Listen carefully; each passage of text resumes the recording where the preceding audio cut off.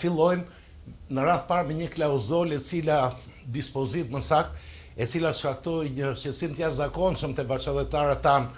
që në momentin që u bë publike përmbajtja e nenit përkatës, është fjala për penalizimin e periudhës së papunësisë në rast se dikush mbetej pa punë nga 3 deri në 6 muaj, ai humbiste lejen e qëndrimit, humbet më sakt, thuhet në dispozitën e përkatëse të këtij ligji. Në fakt, në qarkoren e Ministrisë së Emigracionit bëhet me dije se rregullimet për anullimin e lejes së qëndrimit zbatohen vetëm për lejet e qëndrimit që jepen me qëllim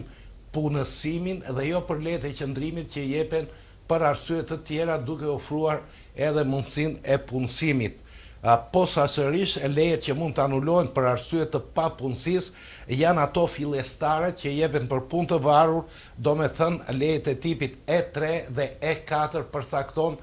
qarkorja sqarruese që është dërguar gjithë drejtorive të emigracionit në të gjithë Greqinë. Sqarojmë dhe ne se leja E3 jepet për punësim të posaçëm dhe leja E4 jepet për ata që vinë me vizë pune. Qarkoria sqaron akoma më hollësisht se lexoj, ky rregullim zbatohet vetëm për lejet E3 dhe E4 që do të jepen për aplikimet paraqitura pas datës 6 shkurt 2026, datë e vënies në zbatim të ligjit të ri.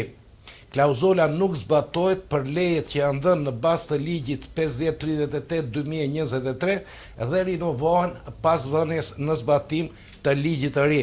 Për ta përmbledhur, mendoj se pjesa më e madhe e bashkëdhetarëve që disponojnë prej shumë vitesh leje qëndrimi nuk ka përse të shqetësohen se të paktën nuk e humbasin lejen e qëndrimit për shkak se mund të mbeten pa punë.